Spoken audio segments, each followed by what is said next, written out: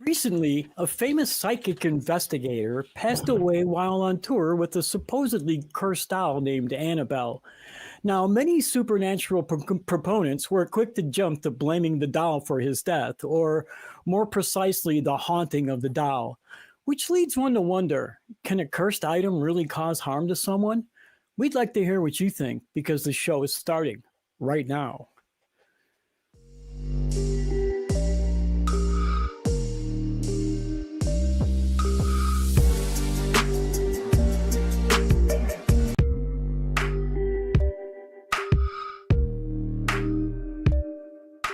Hello, once again, I am welcome to another episode of Truth Wanted. I'm your host, Kelley Laughlin, and this is a live call-in show that happens every single week on Friday at 7 p.m. Central, where we talk to people about what they believe and why they believe it.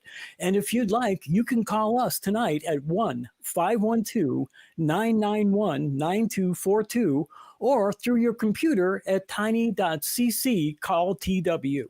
/call TW. Boy, I got that one wrong. Truth Wanted is a product of the atheist community of Austin, a 501c3 nonprofit organization dedicated to the promotion of atheism, critical thinking, secular humanism, and the separation of religion and government. And every week we have a special guest, and my very special guest this week is the amazing Jimmy Jr. I'm so happy to see him. Hi, Jimmy. Hello. How are you? Oh, man, I am doing great, Kelley. It's been such a long time since we worked together, so I'm so happy to be here tonight with you. I am too. You always bring out the best in me, so. So you've said, and I'm happy to take that and bring out the best in you tonight. So good. You look good, you sound good. This is going to be a good show. And we got a caller. We have a caller that keeps coming in and keeps getting dropped. And I want to tell that caller, don't give up. Do not give up. Keep calling. We're going to talk to you tonight at some point. Yeah, we'll get you through. We'll work it out. I guess we're just having some problems with the phones, but we'll work it out before it's all over.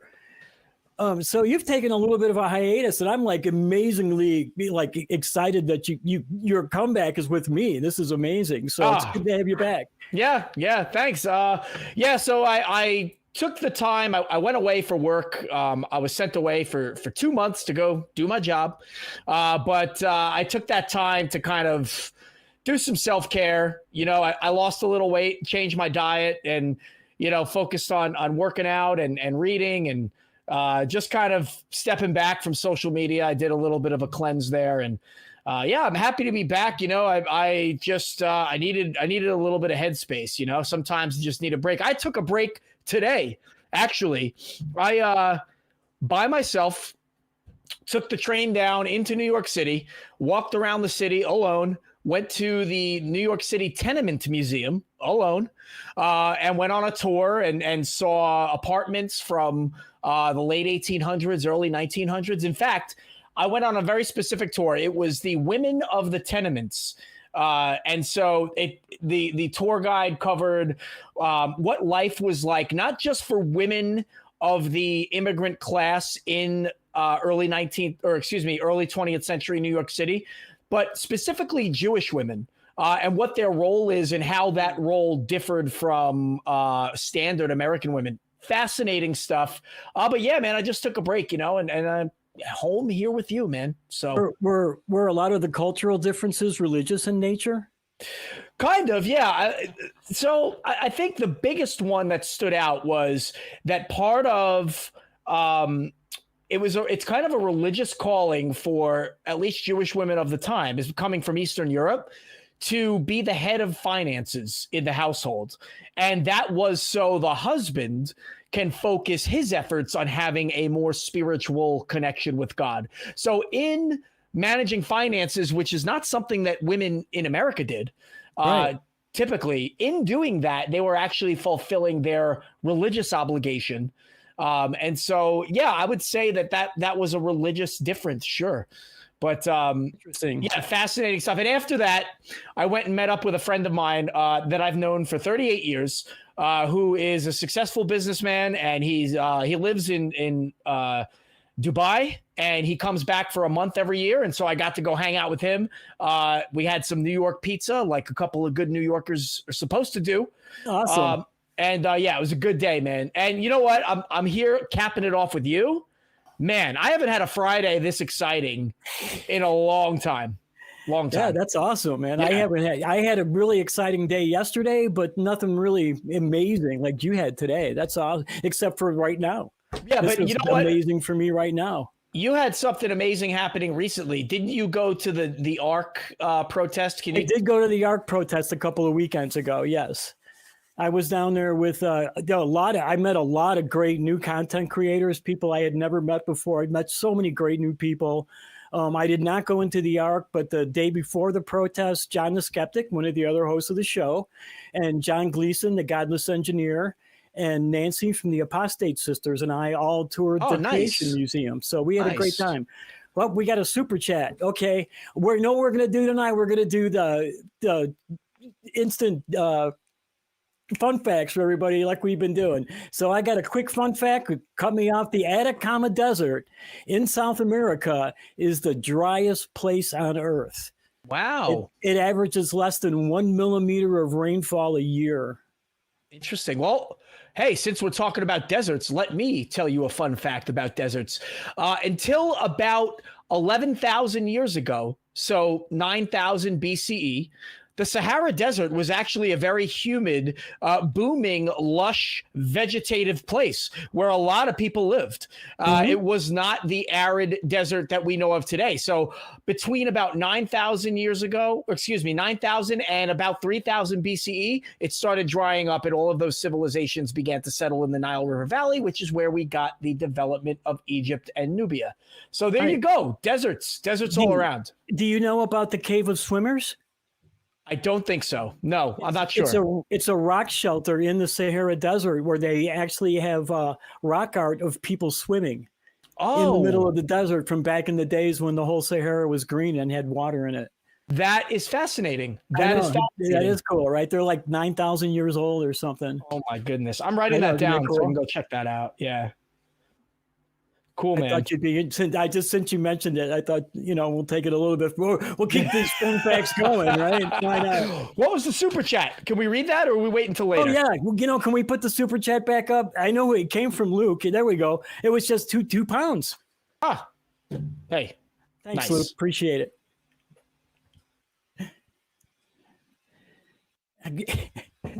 I was going to make a joke about pounds, but I blew it.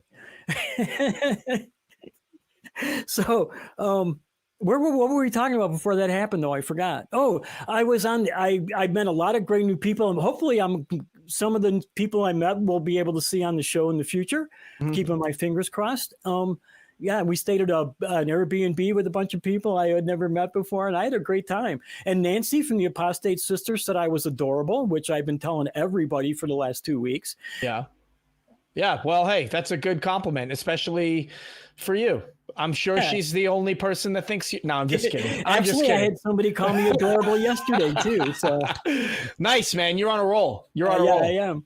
I actually thought it was pretty funny and coincidental that I got it twice in 2 weeks. So what else have you been up to? Man, so as people may know, I'm in the Air Force. I'm an officer in our great United States Air Force. And for 2 months, I went down to basic training and taught grappling and hand-to-hand combat.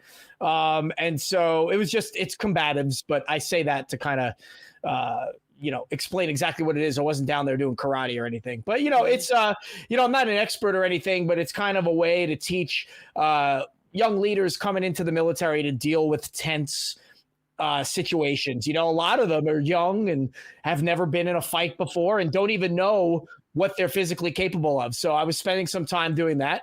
I have been doing jiu-jitsu for a while. And so I've been up to that. I've been back in training. And yeah, man, I've just been enjoying my time with my family.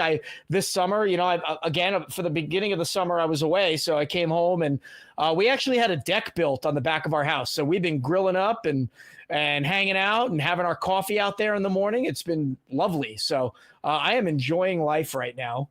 And thank you for taking an interest in what I'm doing, man. I feel like I'm in a good place. I needed that time away, I think, to just kind of regroup. Sometimes you get so busy And I did miss my family and I missed all of you guys, but I'm back. So, Speaking of miss, I would be remiss if I didn't mention that today is our amazing associate producer, Katie's birthday. So I want to wish a big happy birthday to Katie. Hi, Katie. Happy birthday. Happy birthday, Katie. Yes, Katie is wonderful. So she's not here tonight. She's usually here. She's usually around when I'm around, but that's okay. Yeah, we're the black sheep of the ACA. Yeah, well, our show. It's her birthday. She shouldn't be hanging out with us. I'm only joking about that. We're really not. I opened up talking about Annabelle and Dan Rivera, who was a famous psychic investigator, and he was on tour with the doll Annabelle that was supposedly haunted. It was dropped off at a psychic museum by a medical nursing student many years ago who claimed it was haunted, and the student claimed it was haunted, and he passed away on the tour with the doll. So a lot of paranormal believers I've been jumping right on that. What do you think about that? Well, I think it's fascinating. This isn't the only instance in which somebody thinks that a relic or a doll or something has some kind of spiritual power that can affect the outcome of things, right? And so I kind of find the whole thing fascinating because it's not just in one culture or in one area of the world. This happens all over the place, where people think that they get influenced by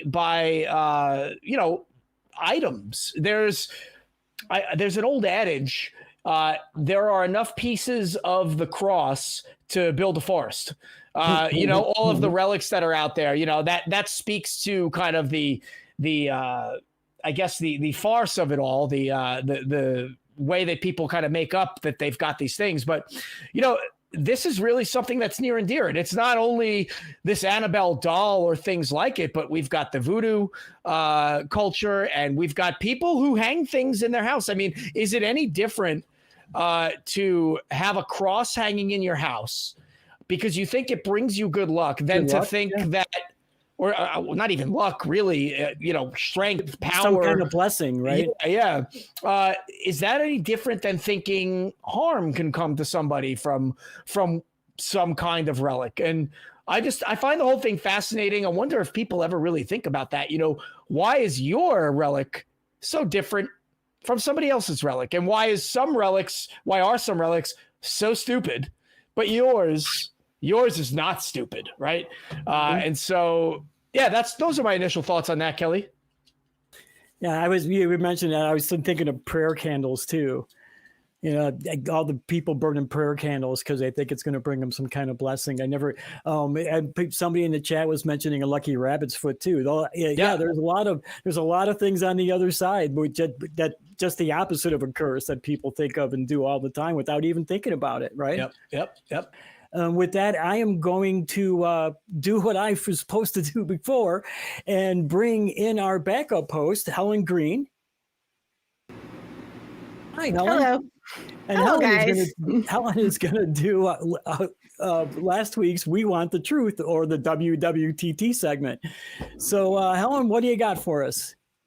Okay, so last week we asked you, what can you say to your second but not your spouse? And here are our favorite answers. So number 3, with all things considered, something you can say to your psychic but not your spouse: you tricked me and I want my money back. Good. That was good. I like that.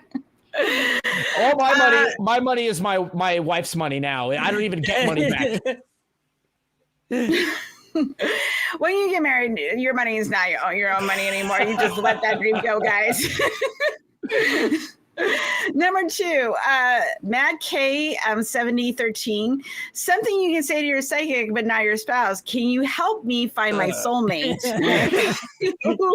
That might not work well with your spouse. Oh no. And number 1, Mark Ruel, 750. Something you can say to your psychic but not your spouse: should I attend the Coldplay concert with my mistress? I was already laughing. Oh my God.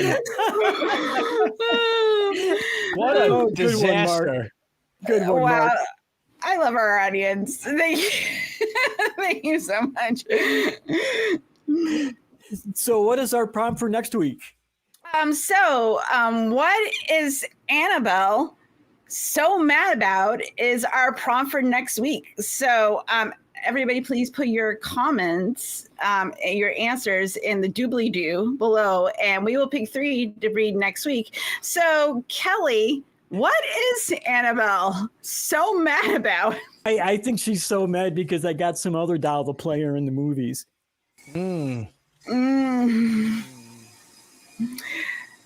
Probably, yeah. And that's why she's cursed. Yeah. That's right. So Jimmy, why do you think Annabelle is so angry? Because we've been calling her she this whole time, and she's really a he, and we've been dressing her up in dresses, but she just wants to wear the damn sports jersey and wants to be able to just hang with the boys, and we're not letting her. That's why. Or him. She wants to be a Raggedy Andy, not a Raggedy Ann. That's right. That's why she is a Raggedy Andy. She is a Raggedy Andy. Poor Annabelle never had a choice, did she?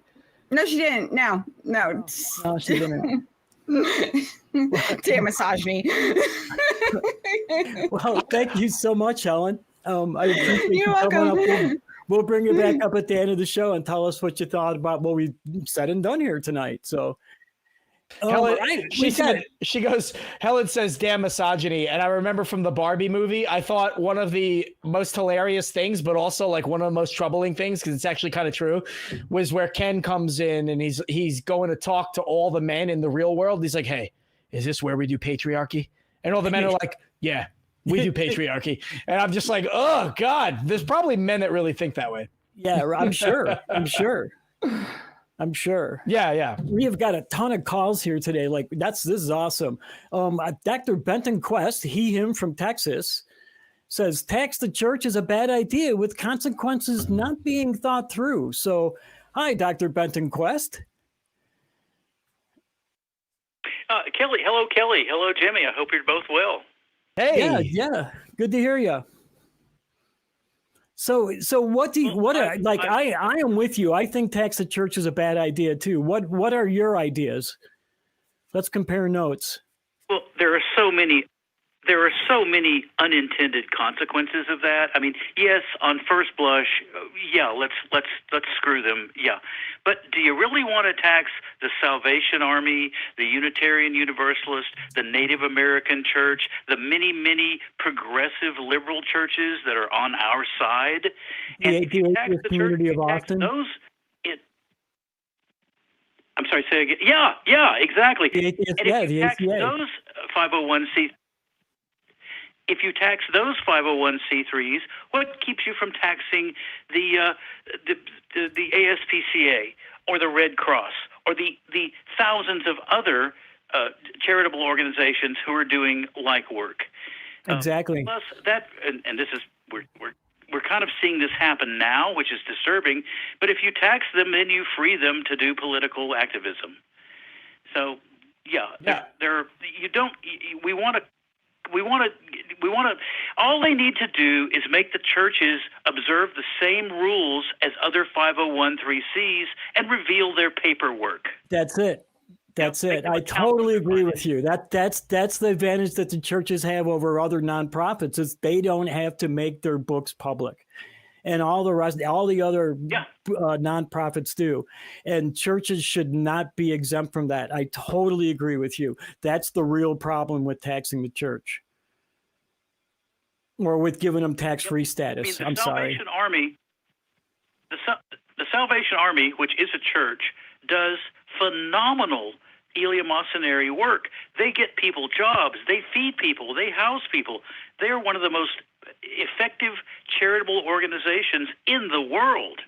They do tremendous good. Do you want to tax that? Really? Right. I'm in agreement. Jimmy, you have an opinion on this? I do. I mean, that's a very good point. And yeah, many of them do tremendous good. I think that the original reason for creating a wall between religion and government in the first place was to make sure that no church got so big, right? And so that and so powerful and had so much influence to where they could sway the government to do what they wanted. And I think that once you tax churches and you allow them into the political realm by doing so, we really kind of overturn the intent of the Constitution. And by the way, while I'm on that, I did misspeak on the last call. It's actually 3/4 of the states and 3/4 of the Senate, but in order to ratify the Constitution, or excuse me, ratify the amendment, it has to be ratified by 75% of the legislature in both houses of Congress. So I kind of just I merged my facts there and misspoke. But in any case, yeah, I think when it comes to the spirit and intent of the Constitution, the non-state-sponsored religion, we would be doing a disservice to the American people by giving too much power to a religion. Because think about it, there are a lot of religions out there that would be gobbled up by a more powerful religion. And if that religion were held to the same standards as other businesses that were allowed to lobby and that were allowed to support candidates, that big religion, the Catholic Church, for example, a multi-billion-dollar industry, right, would just gobble up these small Baptists and Unitarians and other churches by buying them out, buying up their property, and eliminating them to make sure that only the Catholic influence was able to be the main influencer. So I do think that not taxing churches would be the smart way if we want to keep them out of government. Good call. Mm-hmm. You said you had some other. By the way. Sorry. Go ahead. I'm sorry. I'm on a landline, so we're fighting the delay here. Thank you, Jimmy, for that correction. Yeah, I wasn't sure about that percentage myself. Well, it's been well said that if religion ever becomes the tool of government, we have a problem. The reverse is equally true. If government ever becomes the tool of religion, we have a problem. So those two, the founding fathers had seen years and years of warfare in Europe over nonsense, over religious differences that didn't really amount to a hill of beans. And they knew that we didn't want to go there. We did not. One year they were burning Catholics, and the king would change, and the next year they were burning Protestants. Yeah, exactly right. Well, I'm sorry. I wish I could have been more controversial. You know what? It is I have noticed, because I have the same opinion. I voiced it many times to atheists, and it is a controversial opinion. I have gotten a lot of kickback when I've brought it up in the past. So you're right. It actually is a controversial subject among atheists. A lot of atheists really think we should tax the churches. But as you pointed out, it opens them up to being politically active. And if we're going to make them pay taxes, we're going to have to make all nonprofits pay taxes. So there are a lot of negative ramifications to it. And I think that if atheists thought it through a little bit more, I think we'd have a lot less of us saying that we should tax them. So you know what I want to point out? I think the atheists, overall atheist perspective, or at least the ones that think the church should be taxed, I think that comes from a place of atheists not having confidence in religious people that they would uphold their institutions. So if the church needed taxes, right, or if the church were taxed, it would need more money. I don't think that most of the American public would give more money, and therefore churches would shrivel up and die, right? And they would disappear because they can't sustain themselves. However, there are some that would be able to withstand, and those are the ones that we have to be worried about.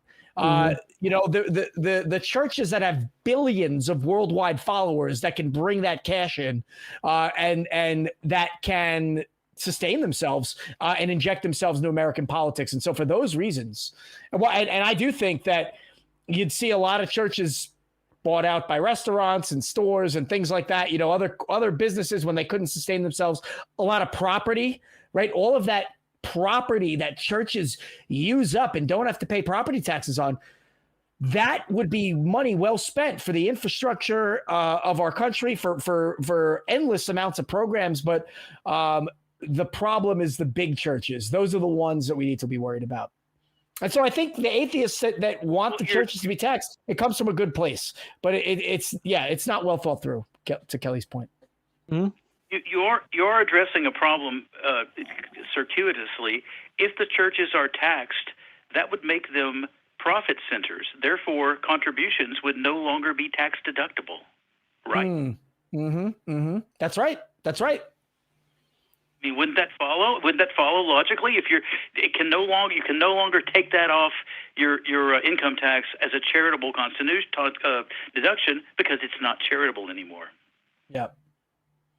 Yeah, and then they would just keep demanding more money. The 10% in the Bible would suddenly become inflated, and then we got another thing to point at. Well, Jesus was no economic genius, apparently. So, yeah, good call. Yeah, good call. Yeah, thanks, Dr. Quest. Kelley, I've one last thing. Kelley has supported me in this before. I am a longtime atheist. And I am a church member in my local progressive, liberal, gay welcoming, open-armed church. And I'm an upfront atheist up there.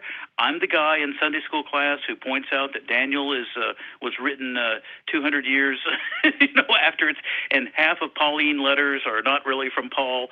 And those they have no problem with it. They're like, oh, I didn't know that. How interesting.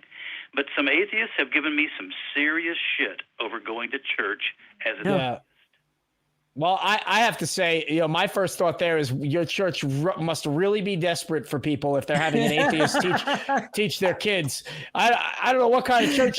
I mean, your church does not sound like a Christian church, and I'm glad that you're there. But man, I got questions that I just don't think we have time for. Yeah, we still got quite a bunch of calls. So plenty of those there are plenty of those. There are plenty of progressive churches out there, but they don't get the press that the Kenneth Copelands and the Robert Tiltons get.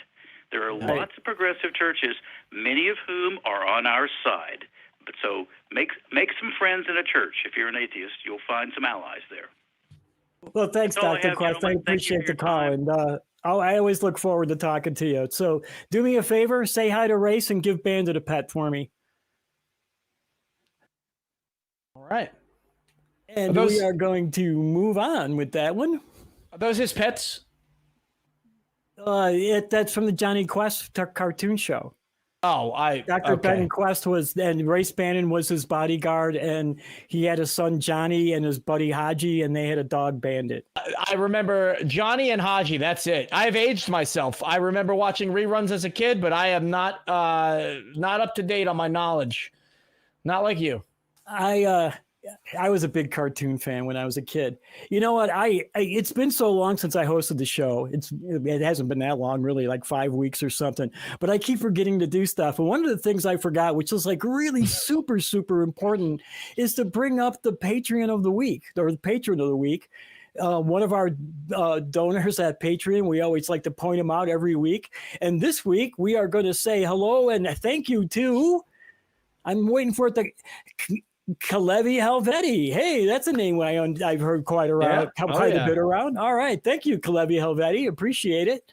Hey, thanks for supporting the show. And you too can help support the show by going to Patreon and joining our Patreon at tiny.cc/PatreonTW, I believe it is.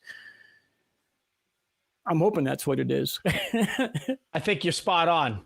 Yeah, I am. I just found it. I couldn't find it on the document. I was like, cool. My memory did not fail me. So no, that's experience right there. That's an experienced host. I got one thing right, at least, right?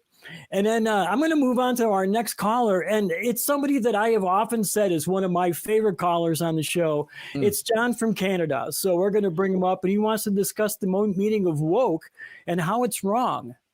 So hi, John. How's it going? Hi, Kel. How are you? I'm doing good, John. I appreciate you calling. Before we get started, I want to talk to your partner for a second. Jimmy Jr., I heard earlier that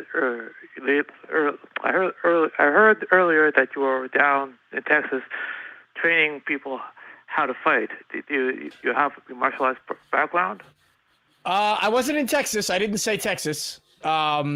I didn't disclose my location on purpose, and I actually wasn't completely honest about where I was or what I was doing. I was very vague, and that's on purpose. But I was teaching very basic hand-to-hand combat and grappling skills to incoming military personnel. That's interesting. What style do you practice? Mostly Brazilian jiu-jitsu, and it was a grappling type of wrestling art. So I just want to say, since I need to take a few minutes now, since I've brought up my professional career as a military member, I just want to say that my thoughts and opinions are my own, and that I don't represent any component of the Department of Defense, the United States government, or the military in any way, shape, or form. With that being said, though, John, can we move on to your call, please? To your question. Okay. I just wanted to say, before we get started, I just want to know, what is your definition of woke? I tend to use the original definition that was used by the black community when they started using it. It was meant to be aware of what was happening. Like you needed to be woke in case somebody snuck up on you. You don't be caught sleeping. Yeah, listen to Kelley and his street slang. Hell yeah. Man, you would do well up here in New York with me. Dude, I grew up on the streets. I was homeless for a while, remember? Yeah. I'm pretty streets. I was lucky to be book smart and street smart. Well, I just want to say I'm against woke because I think it's wrong. I think it divides people. That it's what the people? It divides people, he said. Okay. Divides people. Okay. But the divisions are already there, though, aren't they, John? Isn't it just the definition of the division that's already there? But shouldn't we be working to eliminate divisions? For instance, under woke policies, let's say two people, a black man and a white man, are competing for the same job. The black man will get the job over the white man simply because he's black. No, that's not true. Go ahead. I think that is a gross generalization about policies that this country has adopted, but it's not an end-all be-all to every scenario. Yes, there certainly have been minority quotas, not just for black people, but for women and others. But that's not the way that every job hiring process ends. Yeah, actually there was like quotas with universities and stuff, and those have been ruled illegal by the Supreme Court, and we've done away with those here in the United States. But it's not. First off, that's not what you were talking about. Was not woke. I think that's more like DEI. Right. And so woke is more like being aware of the situation is what I would say. And now you're talking about one of the situations that you should be woke about is DEI. Right. And it's not that the black man's going to get the job before the white man. It's to make it so that the black man has the same opportunity to get that job as the white man has. That's all it is. And it's not just black man. It's any member of any minority has the same chance to get that job as any member of the majority. Does that make sense, John? It does make sense, but you do agree with me that at the end it should be the best man or woman that should win. I think everybody is in agreement. John, the thing is though that sometimes the best man or best woman is not selected because of how they look, who they are, where they come from, or whatever. And that's why we have the policies in place that you're talking about. And for you to say that woke is divisive, woke is a response to the division. Woke is a way of reminding people not to accept everything they're told and to keep their eyes open and their mind open to understanding the way things might really be, like systemic racism in the United States. And so I would say that I disagree with your interpretation of the term woke.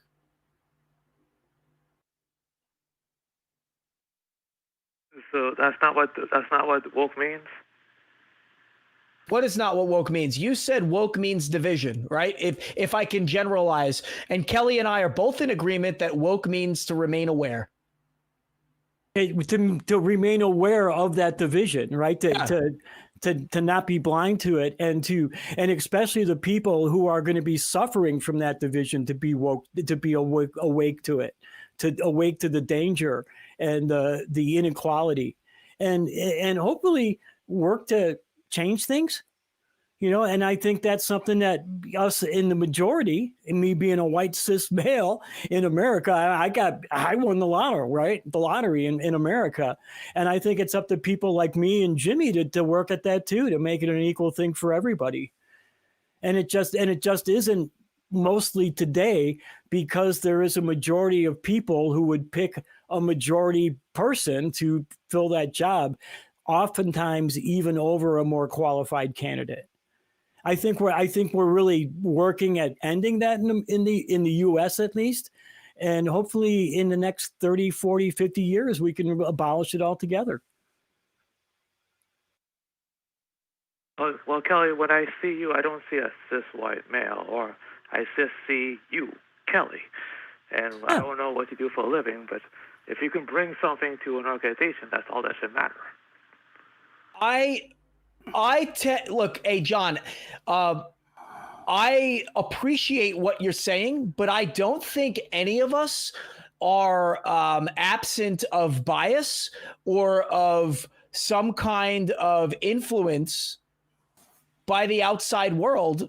We are all subject and victims of programming, and we have to work relatively frequently and very hard to make sure that we overcome that programming. This thing called white privilege, which people insist doesn't exist, I tend to disagree with. The same way that I can count on, or at least for a majority of my life, count on turning on the TV and seeing all white people that were just like me, who probably had lives that were very similar, is something that is unique to white people. How many black people in America turned on Friends or Seinfeld and thought, I can relate? None of them. And likewise, those shows didn't have very many black people in them. And that just goes to show you how, and I don't think that those shows were purposely racist. I just think that those shows were victims of programming. The people that created it, the entire system that allowed that show to take to the airwaves for so long. If we look back, that goes through the United States history. Let's look at shows like the Little Rascals, which I think was in the 1930s. It just goes to show you that the black kids in that show were poor and raggedy and had bad speech. And you know what? As a kid who grew up in the 80s and 90s, I often saw the same thing on TV when it came to black people. And so, I need to make sure that I don't let those earlier influences in my life affect my decision making. And I can't say that I've been perfect throughout my life. I just need to be woke to that taking place and be cognizant of when I may come under that kind of influence and that kind of thinking, and work to overturn it. That's the way I see that. Excellent. Okay, well, let me tell you something. I'm telling you this right now. When someone watches a movie or TV show, they're not thinking, "Oh, where are all the black people? Where are all the Latino people? Where are all the gay people?" You might not be. Yeah, I wanted to say that too. Let me finish. Go ahead. They're thinking, this is a good story. If you have a good story with characters that you can relate with, and it makes you feel something, I guarantee you people will read the book, they'll turn the TV show, they'll pay the ticket. For instance, the original Star Wars trilogy worked. Okay, the original Star Wars movie had nothing but white people, but I guarantee you black people in Japan, everyone loved that movie because it was good. It was it showed universal archetypes. It was good against evil. It was a good. This is incredibly wishful thinking. I want to go back to what Jimmy and I were both going to stop you on before. I think Jimmy was right. That's not the way you think. but other people do think that way, and that's part of it. And here's one of the things too. A lot of minority people think that way. A lot of minority people watch Star Wars and they wonder, how come there's nobody like that looks like me in this movie? Right? I still love the movie. I still love. No, John, you don't get to come on the show and yell at us and talk over us. All right, we're giving you an opportunity to talk. I've been real nice, John. But there are a lot of people. There are a lot of black people, a lot of Latinos, a lot of women that watch Star Wars, and they were like, "Why aren't there more people that look like me in this movie?" I love this movie. It was a great plot. The filming was great. Special effects were amazing in its day. I went and saw Star Wars 3 times the first week at the theater when it came out. I loved it. Right? Yeah. It was a great freaking movie, and I think everybody will agree it's a great movie. But there are people who think that. This is a whole universe. Are there no black people in this entire universe? The Star Wars universe? Are there no brown people? Are there no people of color at all? Where are all the women at? There doesn't seem to be enough women. They went into the bar in Mos Eisley and there was one person that seemed to be a female, and that was the singer, and nobody else in the bar that I can remember. So I mean, there is it kind of is a kind of a warped view of the reality of the diversity of people, if that makes any sense. Okay. I'm saying this right now as a black person. I never once thought that, ever. I paid attention to the story, and I loved it. And I didn't care that Luke was white or black. I never once thought, where are the white people, where are the black people, whatever. And that's what good storytelling is about. And I guarantee you probably wouldn't went back to that. You would make tons of more money. I don't think. I know you would. You're a very smart guy, Kelley. I know you agree with me. No, you can't say that. You don't know. Kelley just told you what he thinks. I can't predict if it would make more money or not. I really can't. But I have, like I said, I know there's a lot of people who feel that way, and I have to respect them, right? One of the crew said Billy D. Williams was Black Lando, and I was like, yeah, but he wasn't in the original movie. He came in the second movie, so. Lando Calrissian, and it's funny too because Hollywood recognized the need for integration in some of these cases, right? That's why Lando got brought in. Look at Ghostbusters, right?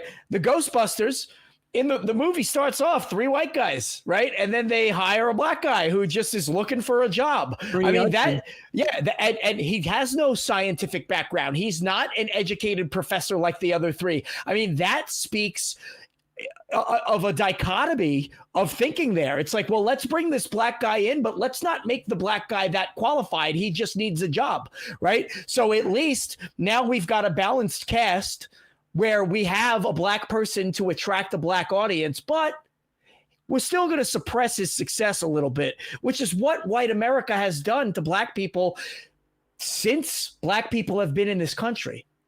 He had some of the best lines in that movie too, I thought. He's a great actor. Ernie Hudson's a great actor. That's a big Twinkie. Hey, John, I appreciate that you're black and you bring a different perspective than what I'm used to hearing. I just think it's not in alignment with the woke movement. Yeah. John, I always love talking to you. You know that. I always love hearing your opinion. So as much as we might disagree, I always hope that we could stay friendly with each other. So, Kelley, are you still there? Yeah, I'm still here. Can you hear me? Yeah. Okay, yeah. Kelley. I don't want to argue with you, but I just feel that. Okay, you have to agree with me that we have to get rid of racism, correct? I think yes, I agree to that. I will agree that we do need to get rid of racism. But I also think that we need to go ahead. I let you go first. Go ahead. We were going to make a point and I cut you off. I'm sorry. Okay. I think the problem here we're disagreeing about how to do it. I believe that we should all be judged as human beings, and we shouldn't be thinking of each other as divisions. Mm-hmm. That's what I honestly believe. That's the idea. I agree. It's just how do we get there, right? That's the problem. And I think one of the big problems is because the majority that has been in power for centuries is institutionalized in that power and has made it so that in many places, maybe not where you live or not everywhere, but has made it difficult for people who are minorities to get ahead, or not to not get ahead, but just to be even with the ruling majority. And part of getting rid of racism is getting rid of those institutions that have been controlled by that ruling majority for centuries, that we need to get to make the whole system a little bit more fair for everybody, because the system was set up for a certain group and class of people, if that makes any sense to you, John. So to me, it's like we have to kind of like deconstruct the institutions that we have and sort of rebuild them. And that's not something that just happens overnight. It's something that you chip away at and work on slowly. And part of that is, one of the first things you have to do is make people aware that there's a problem. And that's what the woke movement is about, is making people aware of that problem. I don't think it's giving us any, and I'll be honest, I don't think the woke movement is giving us answers on how to move forward, like really good ones, but it is doing a good job of making people aware that the problem is there and that it needs to be changed. And it's making people stand up and try to change things. So. Okay, well, maybe we should agree to disagree, but I'll talk to you later, Kelley. Okay, cool, John. Thanks for calling. Like I said, I always enjoy talking to you, John. I always have for years now. You've always been one of my favorite callers. Likewise. Have a good day. Yeah, you too, John. Have a great night. That was a good call, but I don't think John likes me. I hope he does. A lot of hosts have had difficult times with John. For some reason, I get along great with him. And have you been following the John saga over the last few weeks now? I don't think so. No, John, I've been gone. John has come out and told us and admitted that he's turned into an atheist. So. Yeah. So, and when John came up, and I saw the designator, it said agnostic next to his name. Mm-hmm. In any case, I have talked to John before, and I remember John being a theist. And I don't remember if it was you and I on Truth Wanted. I think it might have been. John called us just to say, God bless you, or something like that, right? One day, and then hung up. And that was it. Yeah, Merry Christmas. It was Merry Christmas. Yeah, you're right. Yeah, that was. Yeah, he did. John called and he said, I just want to say Merry Christmas. And I think, and I thought it was nice, right? Anytime a theist responds in or approaches me in their theist way, I try to give them the benefit of the doubt, especially, if they're a nice person like John.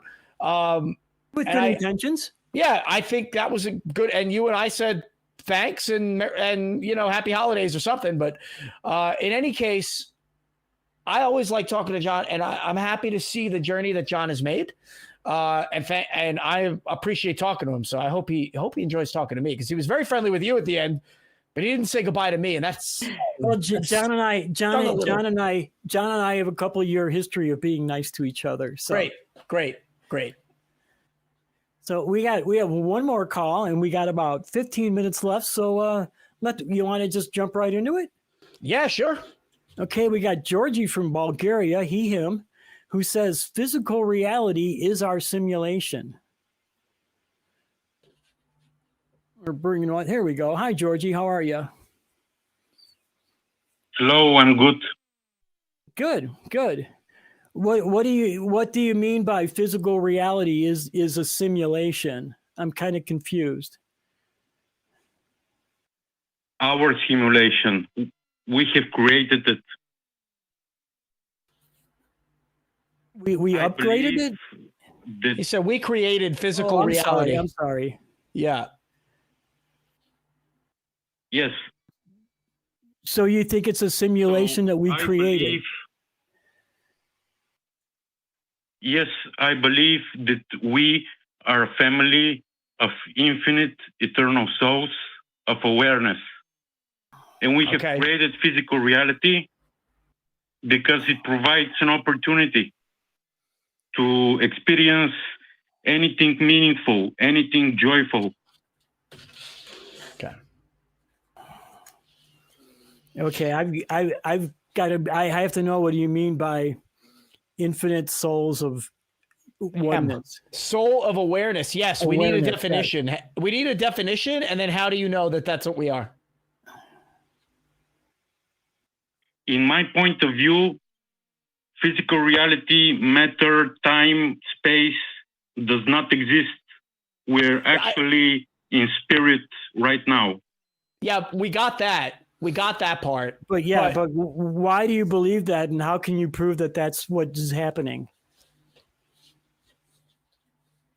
Because there is new information coming in.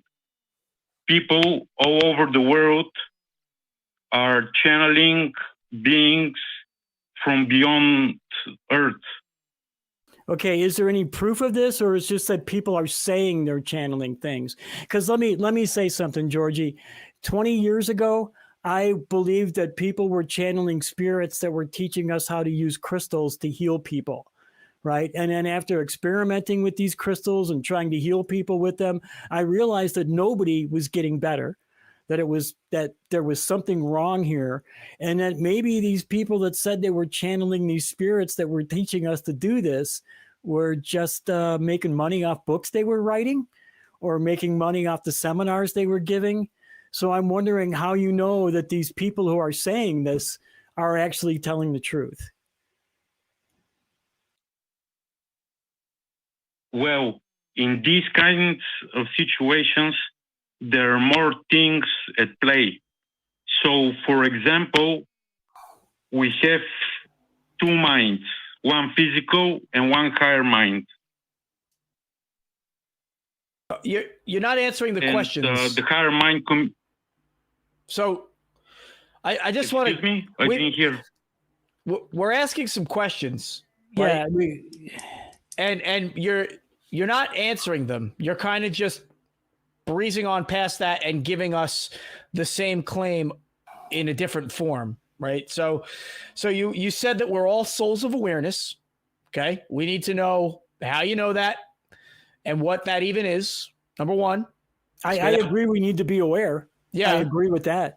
And number two, you said there's new information coming in, and Kelley asked, "How do you know that that's authentic and that's not just some ploy to get money or whatever, influence?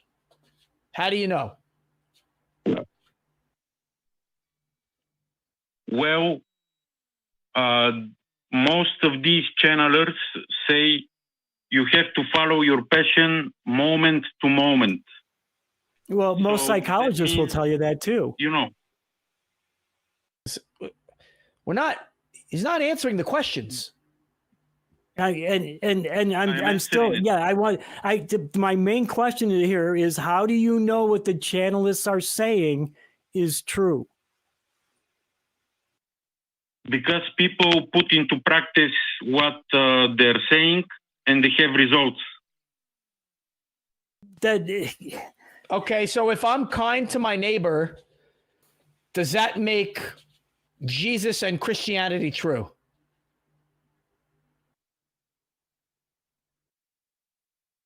Jesus was a person. That's not what we asked.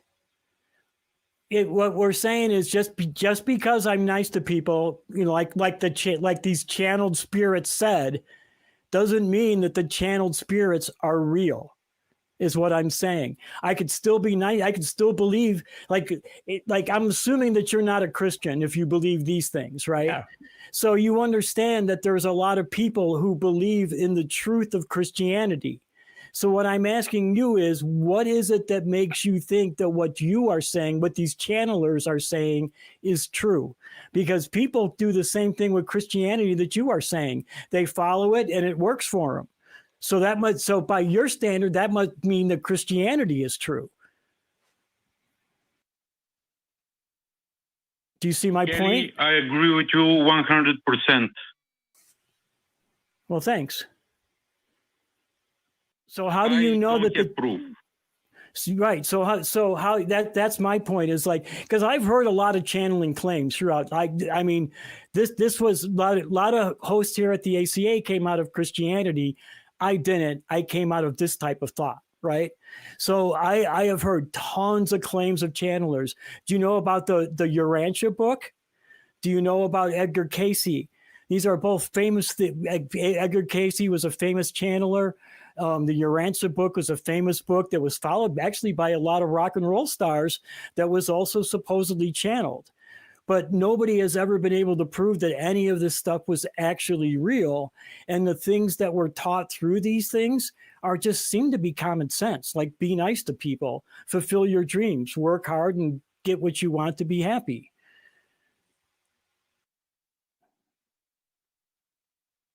So my response to that is that we are exploring different ideas. We don't know how everyone is structured. So maybe these ideas can work for some people, but not for others. That you're right. It might work for some people and not for others, but that's not what I'm asking about. I'm asking about its veracity. I'm asking about how true it is. Not if it works for people, because Christianity works for people. Islam works for people. Zoroastrianism works for people, right? But we can't say that any of those things are true. So how do we know what you're talking about is actually true, even though it works for some people, like these other things do? I do not have proof. I'm sorry. So I need to say that I appreciate Georgie, being willing to say that he doesn't have proof. Yeah. Georgie, good on you. And thank you for being an honest viewer, an honest caller, and having an honest conversation with us. It's not actually what I'm asking though. I'm asking why you think that this is true. Why do you think this is true? How about that? What has convinced you that this is the truth? I like their energy. I like their confidence. And I like how consistent in their ideas they are. Makes you feel good. Yeah, makes you feel good. That's cool. Not exactly. It's just overwhelming. Okay. A lot of people would say that, about religions too. So, I mean, I get it. Yeah, you found a little niche that works for you. I'm just worried about, one of the things I always worry about is that, and I see it a lot when people come out of Christianity, they latch on to other ideas, and those other ideas might help them get through that because they need something to have faith in, because all their life they were taught to have faith in something. So when they give up like this religious idea that they had, no matter what it was that they were raised in, they still find this need to have faith, right? Even though that you don't really need it, but what you really need, if you need faith in anything, it's in yourself that you can do things, and that's more like ego than faith. It's good to have an ego. It's bad to be an egotist, because our ego is what drives us to do what we don't think we normally can do. So to me, that's ego and not faith. Does that make any sense to you? Yes, a little bit. Where are you going with this? I was just wondering why if this works for you, and I get it, but I still don't understand why, like Jimmy said, it just seems like you think it's true because it makes you feel good. And that's where I was going with some people need to have that, to still continue to feel good with some kind of faith because they were raised in faith, with faith. Yeah. And Georgie, for you to admit that you like their energy, right? And so that's why you choose to, I don't know if you choose to believe it. I personally don't think that we actually choose to believe things. We either know something or we don't. But to choose to align yourself with this school of thought, does that really prove that physical reality is our simulation as you claim? Or does it just show that you enjoy what they're saying, and so you want to kind of posit that as a possibility?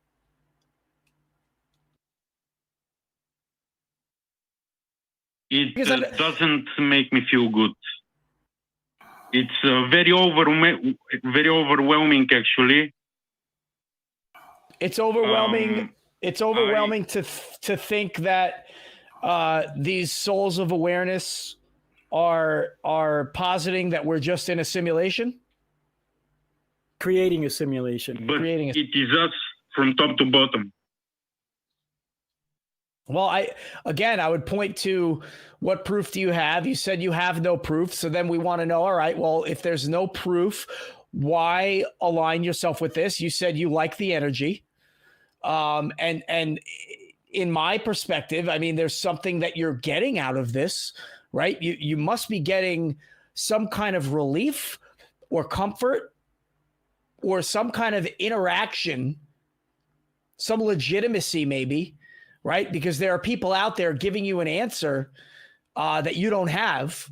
And I think you just are more happy with the answer than you are in being concerned about proving that answer. And so, in my opinion, you might phrase it a different way, but I think that you're citing a lot of the things that religious people cite. The number one thing that I can say people cite when it comes to religion is the social aspect, the sense of community and the connection. And I think that that's what you're feeling. Not exactly. Well, all right. Well, I appreciate that, but I think that's what you've explained. So I don't know, Kelley. I'll kick it back over to you if you want to dissect this a little further. I'm not sure. We're getting a little late in the show. We're just about out of time. I really want to have this conversation. I would love to have to hear this conversation go further. I will not be here next week, Georgie, but our regular host, Dan, Objectively Dan, will be. I'll be the backup host, so I will hear the conversation, and I want to hear this one. So would you promise me that you'll call back next week? Heck, maybe Dan will even bring you up for Georgie. Could I say something about Jesus? Sure, go ahead. As long as we keep it fairly short. What gospel means in English? What Godspell means in English? Gospel. Gospel. The gospel. Yes. Yeah. Yeah, it means good news. Good news. Yeah, good news. Yeah. Yeah. Okay. And that's where I'm gonna put it at this time. This is my point. Okay. Start your call with that next week. Let's start with that next week. Georgie, when you call next right, week, I want you to start with saying, hey, the gospel is good news. And what do you think about that? Okay. I really don't want to cut. Probably not gonna call in. That's too bad. Well, that's too bad. It really is. I wish I had more time, but we're running late here. We're like 2 minutes from the end of the show, and I still have to have a few things I need to do here before we wrap it up. So, yeah, you know what? We're going to be at the after show in Discord. If you want to join us over there, we can continue the conversation in Discord in the atheist community of Discord, the ACD. So if you'd like to join us over there, we'd love to have you there too, so we can continue there, Georgie. How about that? Would that be a possibility? I think he already dropped on us. Okay, I want to do a couple things here. Jimmy, where can people find you? I know already, but... Oh, people could find me on Talk Heathen. I'm still kind of on my hiatus, but I am always floating around Talk Heathen. I am behind the scenes working with Richard for whatever he needs help with. But yeah, you can find me on TikTok. I just started a new TikTok page, Jimmy Junior NYC, I think it is, or Jimmy.Junior.NYC if you want to find me there. And yeah, I mean, look out for me to be appearing more. Next time I'll be on Talk Heathen won't be till September 28th. But I'm hanging around the ACA and I'm not going anywhere. So Cool. And now, yeah. Dan would often ask at this point of the show, would say, you got any words of wisdom? Words of wisdom. Just be kind to each other. Be kind. You never know what somebody's going through, and they might just need a friend. Cool. And with that, I want to bring up our amazing, wonderful backup host who's been waiting in the shadows for the whole show. Hi, Helen. How are you? Waiting in the flames. Waiting in the flames. I know. I'm in my element. So, what did you think of tonight's show? Any favorite calls or comments? I like the last one. I was chomping at the bit as like Kelley, you and I have been in these circles, Right. and so I was like, oh, I would love to have talked to him some more because like that's my jammy jam. But also too, I also wanted to say something about John's call is that being woke is not just about the Black community or the LGBTQ community. It's about being aware of everybody's situation and the challenges and the intersectionality of things everybody's experiencing. You know, even if you're a cis straight white male, you are still experiencing some kind of challenge, and being aware of those things and trying to lift each other up. That's all it is. It's just being aware. So it doesn't matter, you know, where you are. Everybody's facing a battle that you don't know about. And the more that we understand that and try to uplift each other and the institutions that are trying to keep us from being better people, then that's how we fight against those things. No, it's not about being bad or good. It's about being better every single day. And, you know, I was just thinking one place where you could go back and look at clips of all three of us, the nonprofits. Yeah, do that. It's the best show. I gotta get back on the nonprofits. Yeah. And with that, I want to thank everybody who tuned in tonight and tell you all to keep wanting the truth.